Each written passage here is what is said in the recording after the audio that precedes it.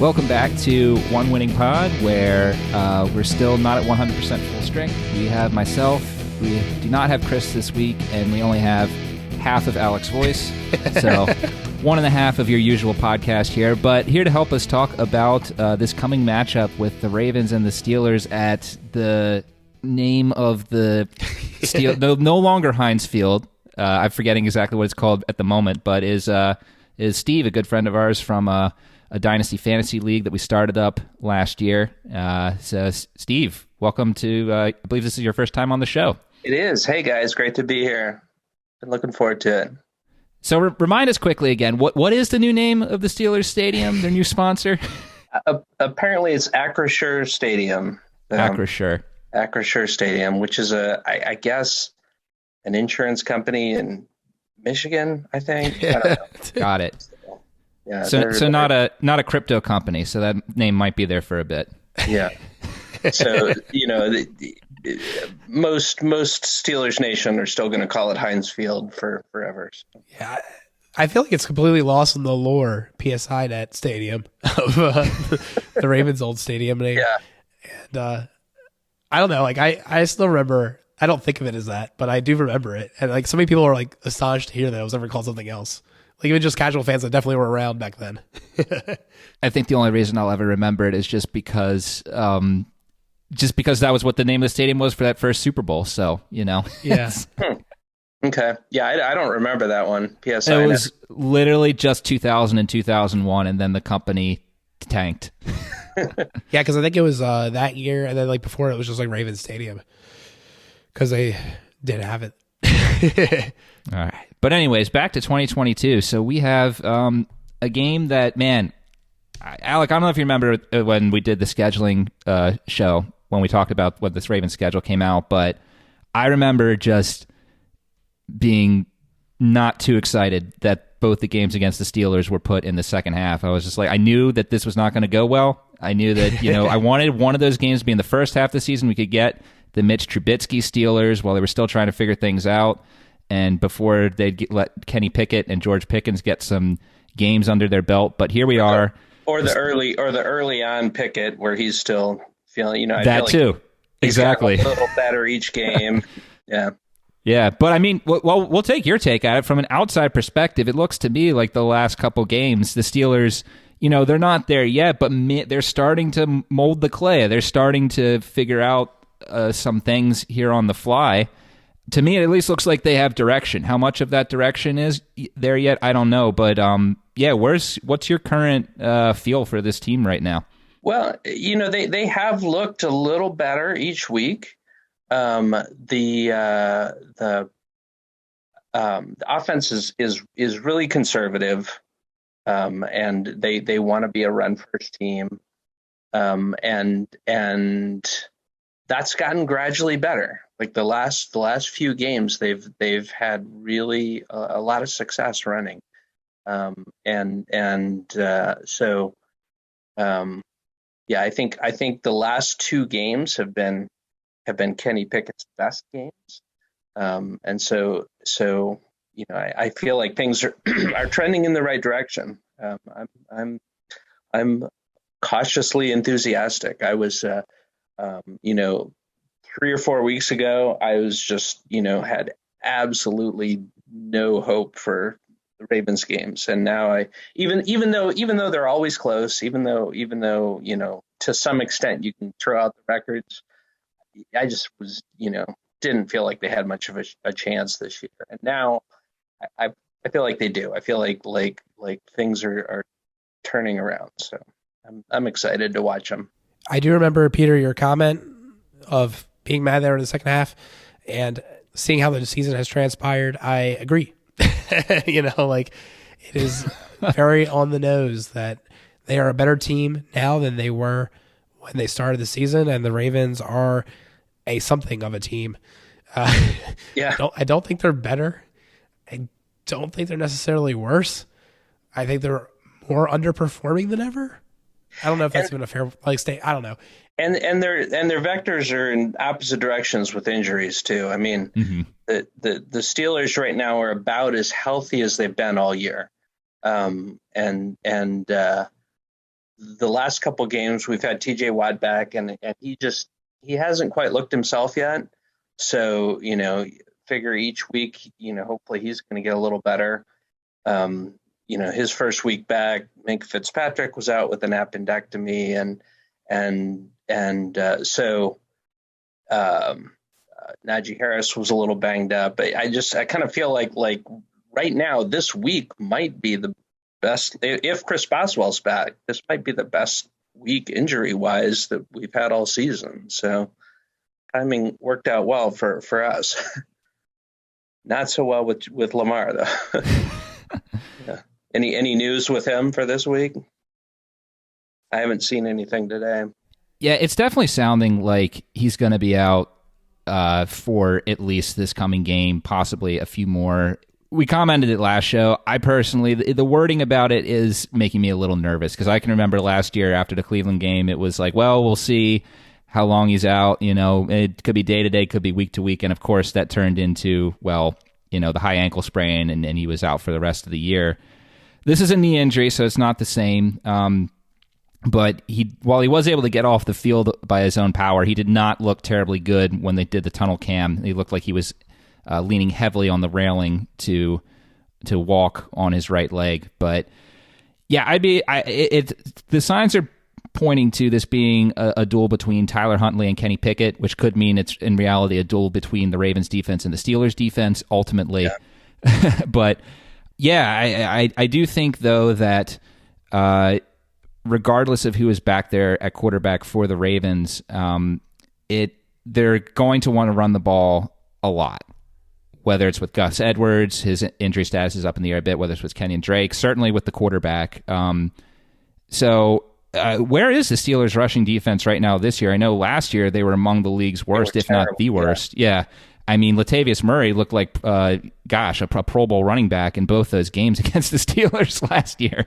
Well, they've just been trending in the right direction. It's been improving during the first half of the last 2 weeks. They've looked like the 76 Steel Curtain. I mean, they just, the Falcons are a tough running team, and they absolutely set them down. Same with the Colts. First half, Jonathan Taylor was like a 0.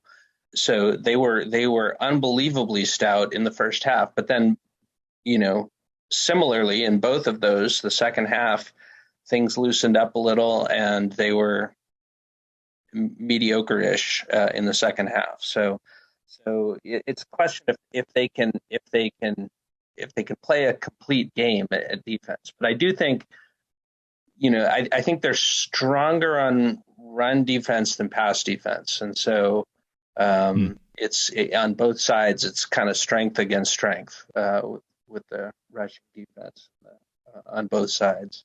I'm very concerned about this run game.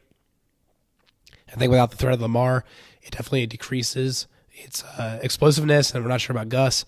Hopefully Dobbins can play in this game, but unclear and probably unlikely. I think the week after will be the week that he's finally back, but one can hope, as I was saying last episode, that he'll be able to be activated, because I think he might be the shot in the arm this offense desperately needs at this point to get back on track, particularly with Lamar missing at least this game, it sounds like. And to echo Peter, man, a lot of coaches say this, so it's not that surprising, but day to day to week, what? That's so different.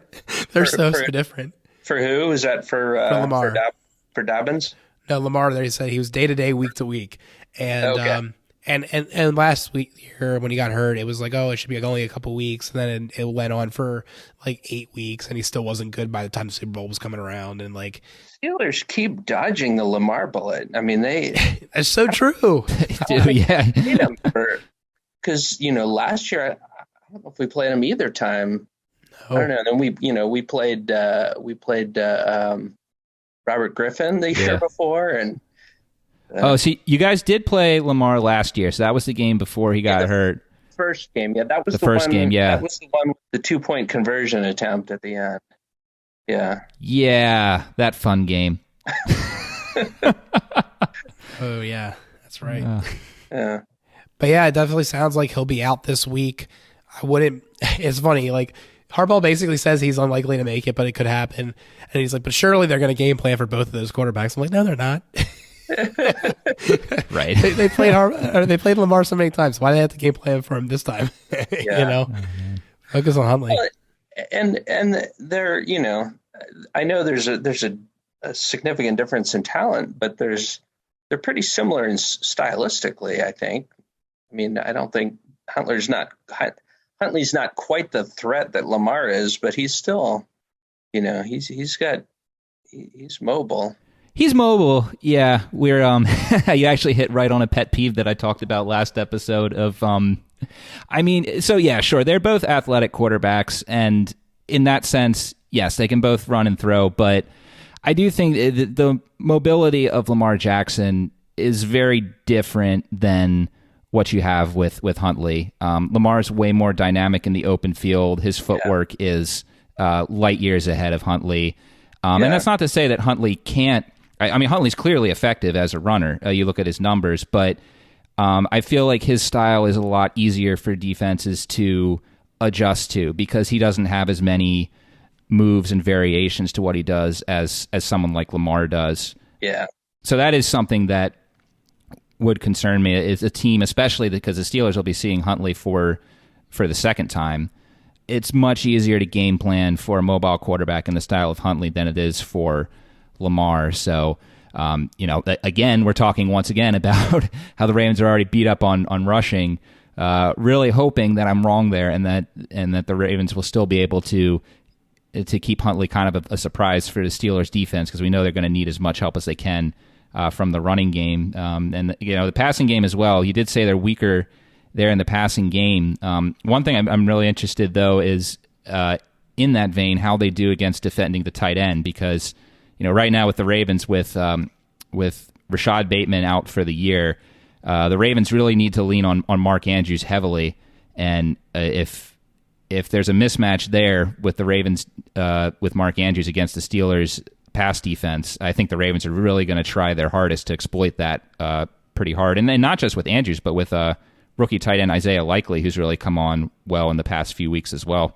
Yeah, and that I think that will be the toughest matchup for the Steelers. I don't know who they'll, that they keep saying that Robert Spillane, inside linebacker, is good in coverage, but I don't know. I don't see him as anything special. And their inside linebackers have been very hit and miss this year. It was a real weak point last year, and this year it's been average, I guess.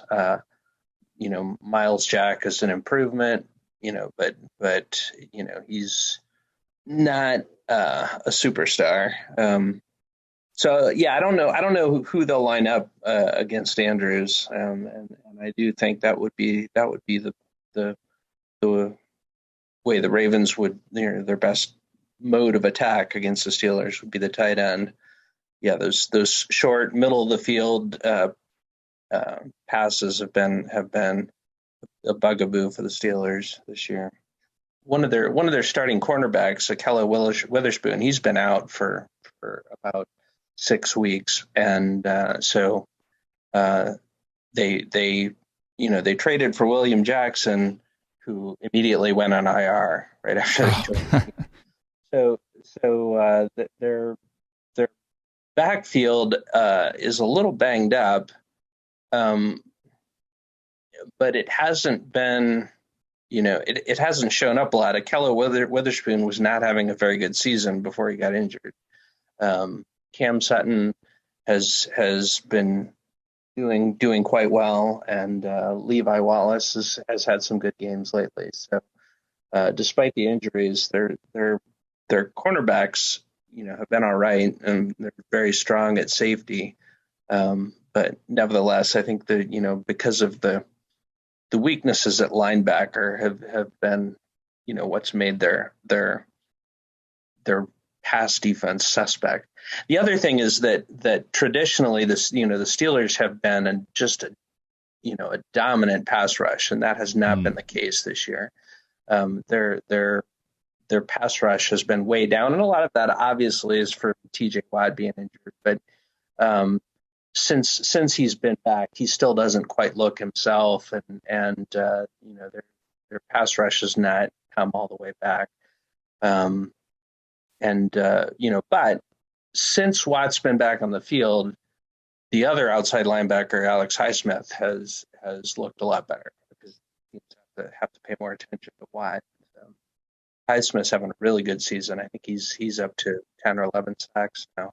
I hear Alex sighing a little bit there. We've been keeping tabs on Highsmith's career a bit, as he was a guy that I know Alec was pretty high on the Ravens drafting in 2020, and clearly that did not happen. Yeah. Okay.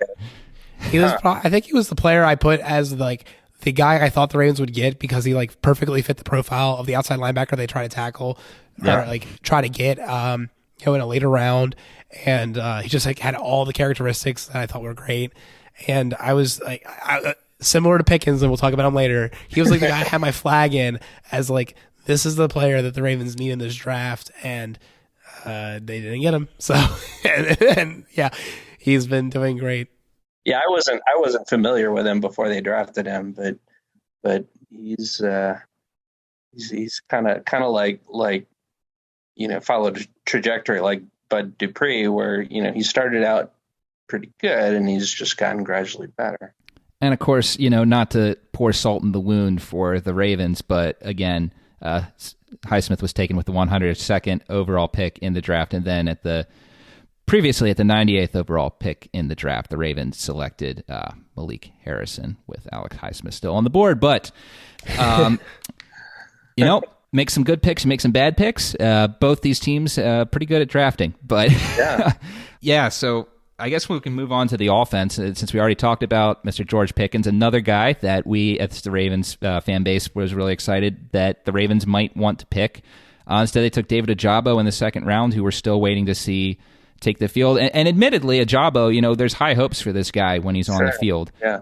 The scouting report on him is really good. I mean, he could be an Alex Highsmith level player, or as much far as better. sacks, much better. Absolutely, yeah.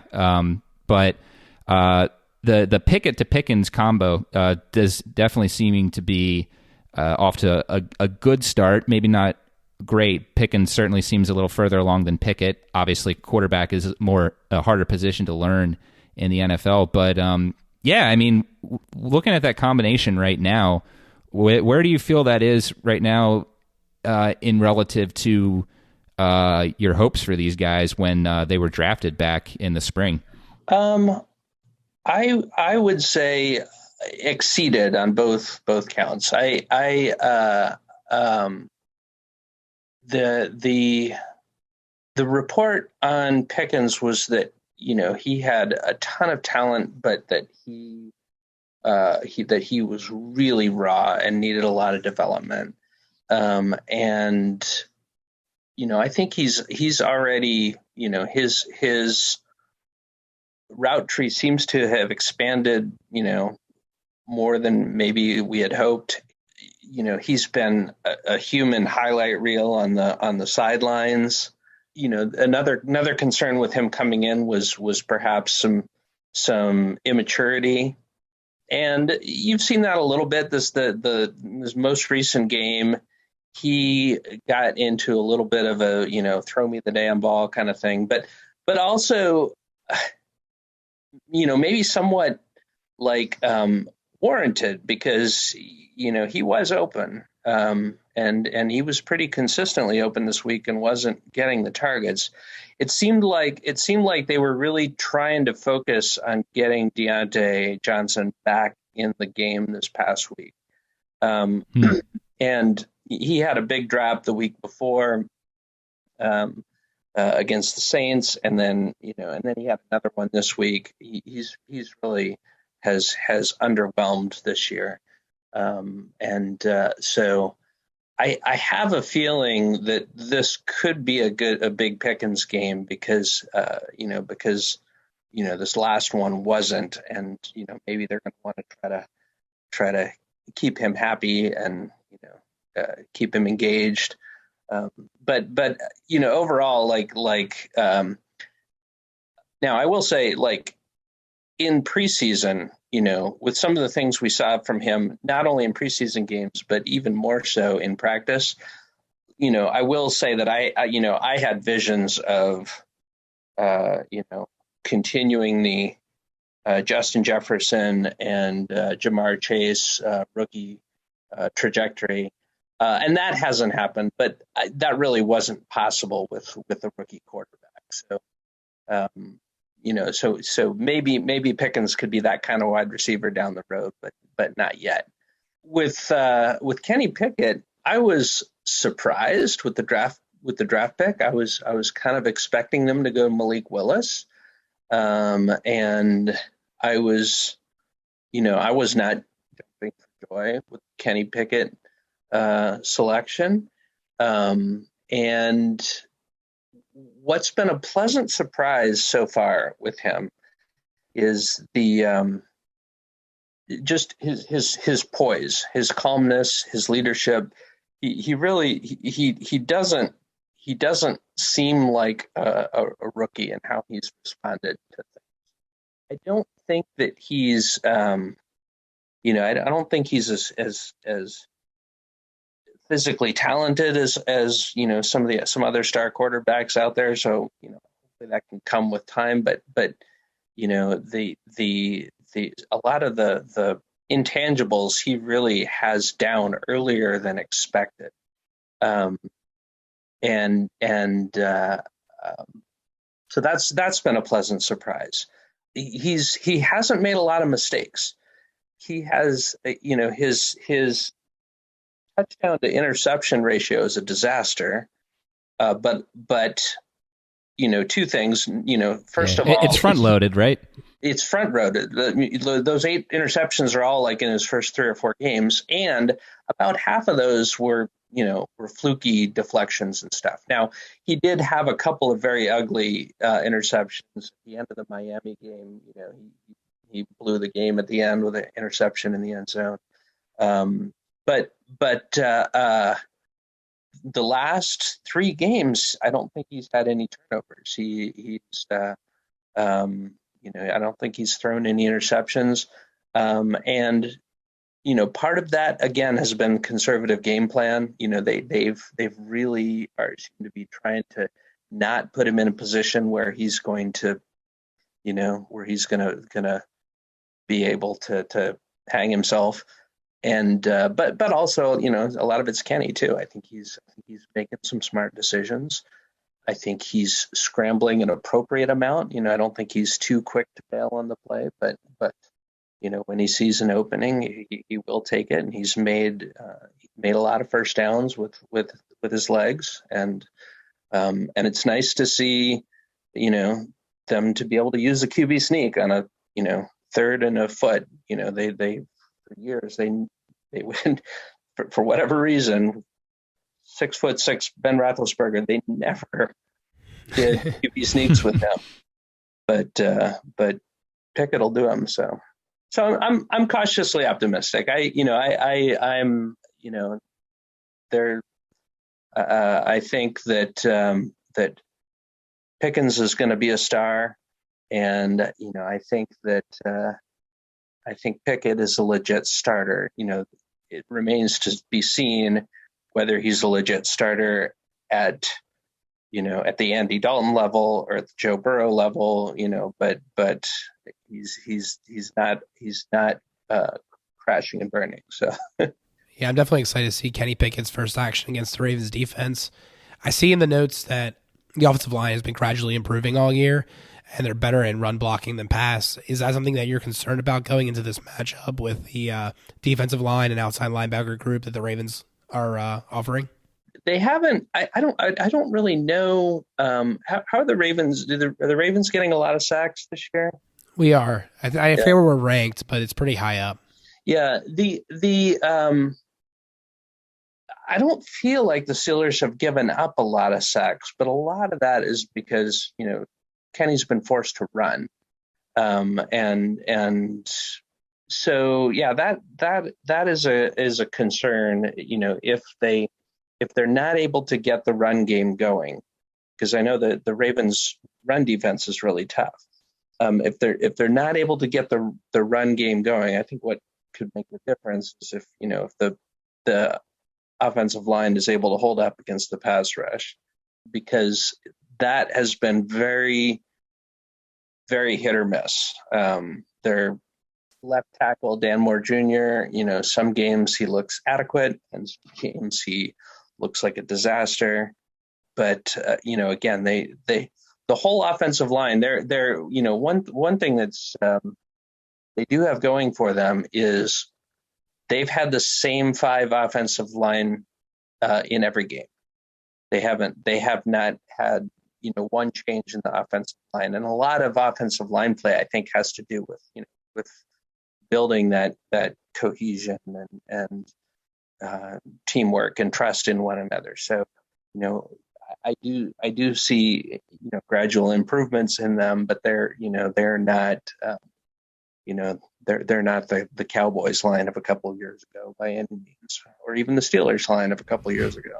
Absolutely. Yeah. And, again, when we're talking about the offensive line, looking at the run blocking in particular, I think we do still have to talk about Najee Harris, a guy who was first round pick for you guys last year and has certainly, been a kind of a tough player to pin down, I think, exactly as far as what is his value to a team.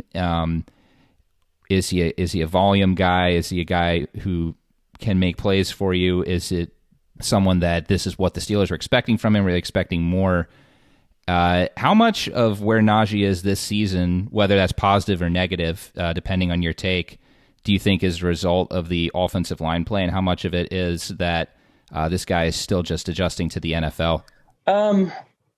Well, I will say that you see his results this year kind of mirroring what I'm saying of the improvement in the offensive line. This most recent game against the Falcons was by far his best game of the year.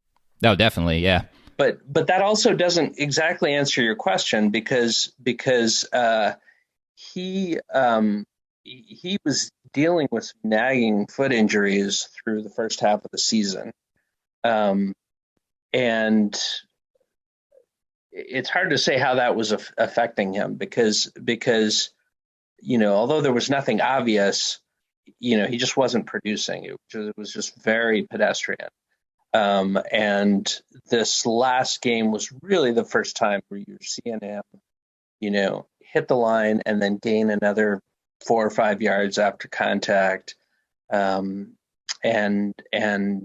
so I don't know, it feels like a cop out to say it's a bit of both, but I do think it is. I think the line has improved, and I think Najee's gotten healthier. So I don't know. I had very, very high hopes for Najee, as Alec knows. I was way overdrafting him in fantasy everywhere. I saw boy, they're rookie quarterback. They're not going to be throwing aggressively. Najee's going to be getting everything. I saw that on paper coming into the year, we had made some pretty big improvements in our offensive line, but that didn't show up right away. Roethlisberger checked down to Najee 8 times a game, and so I didn't, if that could continue to some extent with Pickett, thought, oh man, he could get 80 catches. That has not been the case. I think that he is, I think he's a very solid running back, but I don't know if he's ever going to be a superstar like we hoped he would be. I think the last guy I want to talk about from a skill position standpoint was another guy from that draft class, Pat Freiermuth. Again, we were talking about in the last podcast that while the Ravens were able to shut down the Broncos' offense, the one area where the Broncos did have some success was in passing to their tight end, rookie tight end Greg Dulcich. Mm-hmm. And Freiermuth, unlike Pitts, has actually had a a pretty decent sophomore campaign, I would say. Yeah. And seems to be developing a bit of a rapport with Kenny Pickett. So I guess when you're looking at Freiermuth, is this a guy who has been, you're looking at him and like he's been a consistent pass catcher for this team regardless of defense? Does he struggle against certain types of coverages, or is he just a old reliable target, kind of in the vein of like, say, a Mark Andrews for the Ravens, or maybe a Heath Miller back in the day for the Steelers? Yeah, I don't know how to answer the question about specific coverages, but yeah, he has tremendous hands. Really, just catches anything that comes near him. He's not, I think he's not an exceptional athlete, but boy, this last week, did you see his big reception this week? The 57. I did see that one. Yeah. Wow. Yeah, he just trucked a couple guys. Yeah, it was a good play. Even though they're Steelers players, if it's a good play, especially tight ends, I love, as Baltimore fans, we love tight ends. Like I'll give credit where it's due. It was a great play. yeah, it was that again. Like with Najee, Freiermuth also had his best game of the season, and so I think the Heath Miller is a pretty good comp. I think he's just he's reliable. He's not good hands. He's not an exceptional athlete. I don't know if he's the blocker that Heath Miller was, but he's done okay in that. Maybe a little better than we might have thought he was coming in. And Cam Hayward's little brother had his first touchdown as a tight end for the Steelers. He hasn't really done much for the Steelers this year, but he had a nice highlight this week. The other tight end, Gentry, kind of funny. He's actually the grandson of my high school football coach. Oh wow, was Gentry? Yeah. So he was kind of a Bear Bryant figure in New Mexico. Like he had coached at my high school for 40 years. Had 320 wins or something like that. Had been there forever. So imagine like one of my best friends, who, he and his brother played football for my school. Their dad played football for this guy. One of my best friends' middle name is Gentry because he's named after the coach, Bill Gentry. So imagine, imagine Bear Bryant after coaching Alabama for 40 years decides, I'm going to go off and coach Georgia for my last couple of years. That was kind of what happened to us. Our high school coach went up and coached one of our crosstown rivals. But anyway, yeah, Gentry, I have a little weird personal connection just with the name. But he's been a adequate tight end, blocking tight end, and they keep trying to do these funky shovel passes with him that don't work. And but he tries. So yeah, their tight ends are solid. They're not remarkable. I think Freiermuth is very good. But he's not. Nobody's going to mistake him for Mark Andrews athletically, and nobody's going to mistake him for Gronk when it comes to blocking. So there are actually two other players I wanted to talk about before we closed out on both sides of the ball.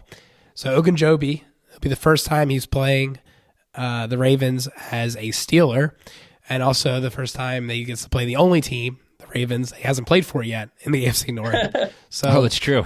just a fun note there. Also, we talked last episode about us drafting Stout in the 4th round and not a wide receiver. Well, one of the wide receivers that the Ravens were tied to, particularly where they went ahead and picked Likely, was right before we got sniped.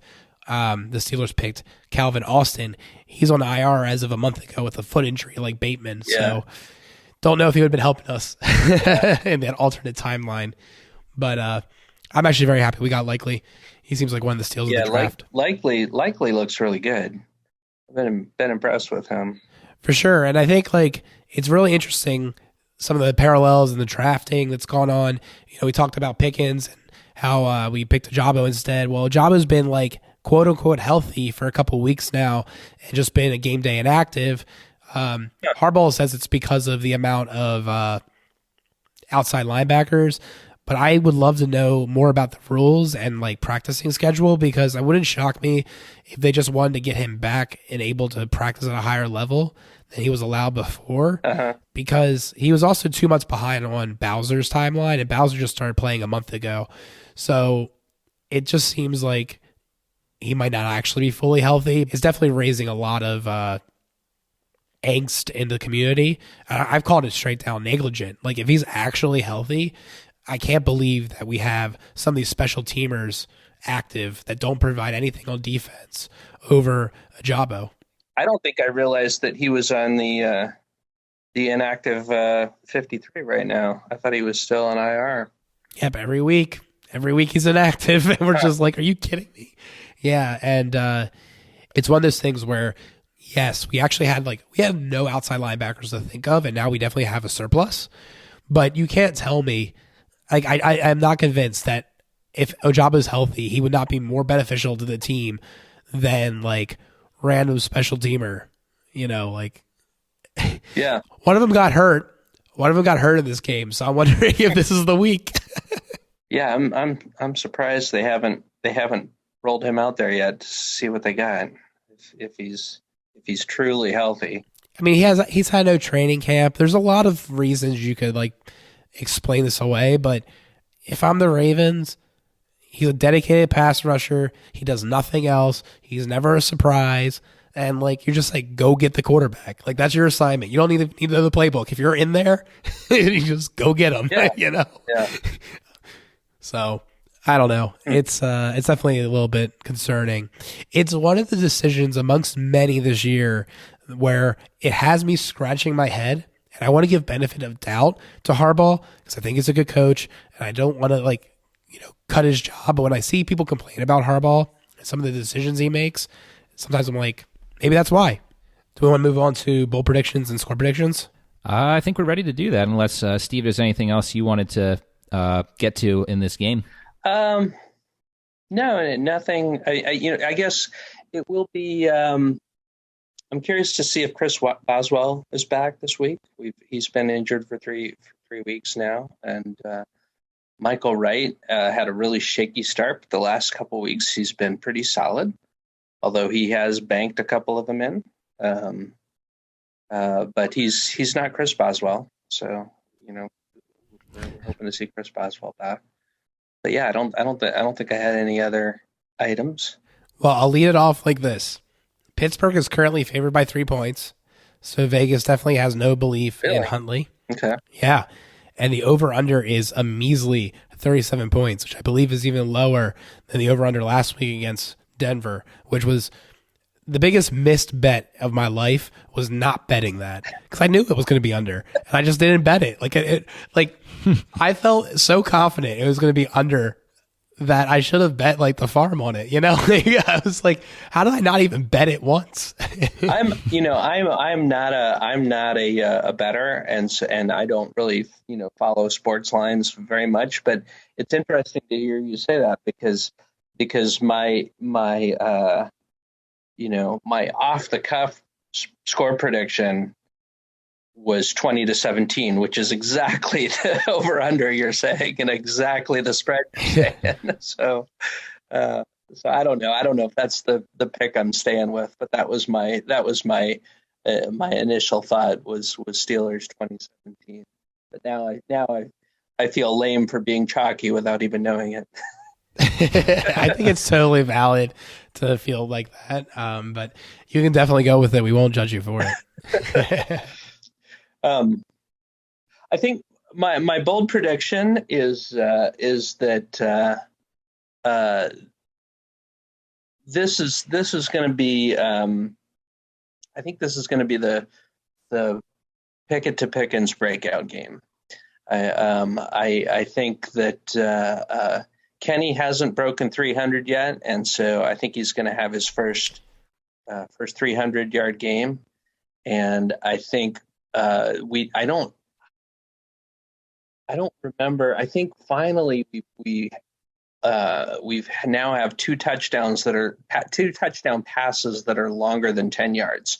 They're like 17 and 22 or something like that. And so, I think Pickett is going to. I think Pickens is going to get a big touchdown. A bomb shot, 40 to 50-yard touchdown. So that's my bold prediction. 300 yards passing for Kenny Pickett, and a 50+ yard touchdown for Pickens.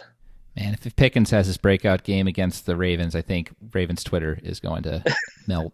It's going to be offline for a few days. There's been so many thermal meltdown moments recently that the Ravens Twitter could have gone down for. Even if the Ravens win the game, it'll still. This is what's going to sink Elon. We thought it was going to be the World Cup, but it's going to be Ravens Twitter if Pickett does well, or Pickens rather does well. Yeah. Oh man. Yeah, this is going to be an interesting game. I think it's going to be a defensive slogfest. The under is definitely appealing to me in this game. I did have a question here before I was making my score prediction here. I was wondering, what is the lowest scoring game in NFL history? And Steve, I'm actually interested to see if you know the answer, I do know the answer to this question. I think you should, based on what I found. Yeah, it's Steelers 3, Dolphins 0. That's what I saw. Yeah, it looks like the game was in 2000. A walk-off field goal on the last play of the game. Man. So that was the game with the famous. That was early on in the history of Heinz Field, and the field was atrocious. It was like ankle-deep mud. There was a punt. Jeez. There's a famous. I don't know if you guys remember. There's a famous punt, that Steelers punt that just slanted in the mud, and it just landed, and it just landed and like a shot put. It didn't bounce. And that was one of the ugliest games ever. Oh man. Well, I don't think it's going to be that low scoring, and particularly if weather was that much of an impediment, I think we're not going to get that this game. But I am expecting a very low scoring game. I wouldn't be shocked if neither offense scores a touchdown, if the only touchdown in this game comes via defense and special teams. And I think that's what I'm going to do. My score prediction will be that the Ravens eke it out 12-9. Okay.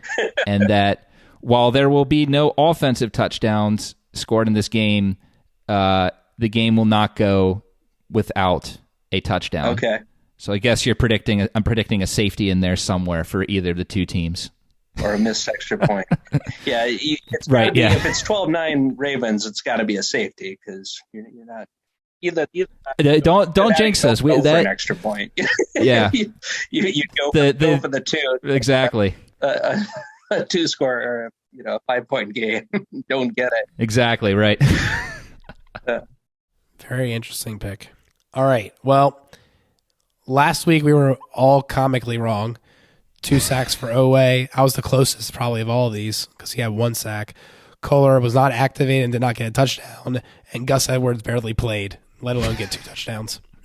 So we're off to an amazing start yet again. So the problem is we make our predictions way too bold. I don't know. How many have we gotten right this year? Not including many. guests. It's like literally 3. Yeah, I think we've been very bold this year. You're right. I'm not optimistic about my pick. Moving the needle there, but I'll be happy if I do. The absolutely hilarious thing is I called for 70% or over 60% of snaps for Hamilton in week 7, and he was 1 week away from being heavily used. That would have been right 1 week later. I was on the right track. Yeah. but it took a little longer than I thought. Got to send the crystal balls in to get worked on. Yeah. Troubleshooted. For real. All right. Well, I'll say my bold prediction is that Tyler Huntley will be responsible for 3 touchdowns. I'm not saying that he throws for 3. I'm saying that between running and throwing. So if he hands the ball off to Kenyon Drake, I'm hoping one of those is to the Steelers. So. Oh yeah, oh, that's actually pretty funny. If true, that does not count. Oh no, that was the first thing I was thinking. You were leaving the net wide open there to catch more possibilities to get it right. That's kind of what I did. You guys wrote it in that I said that the game would be have an offense, or a special team to defensive touchdown for the Ravens. Technically, I said the game would have a defensive or special teams touchdown. Could be Minka. I do think this is very bold, and it now that I've said it, and based on current offensive projections and their defense, I'm a little nervous about it, but I'm going to stick with it.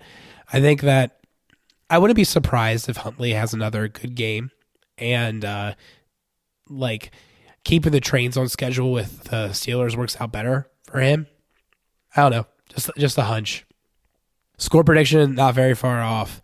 I think the Ravens are going to manage to score 24 points, and I'm going to say that the Steelers scored 12. I think that the Ravens do figure out a way. I think Pickett's not going to be able to get a touchdown against his defense. His defense hasn't let up a touchdown in a while. I guess just only this game, but if you went back a little bit further, it's been a while. And yeah, that's kind of my thought. I think that the defense might be able to really clamp down on the rookie. Well, it's great to have you on, Steve, and hopefully we get a great game Sunday. Another classic Ravens-Steelers game would be great to watch. And as always, you can always subscribe to us on your favorite podcast app, as well as YouTube, for great Ravens content all season long, and hopefully some playoff content this year as well. So let's go Ravens, get the win. All right, take care, guys. We'll see you soon.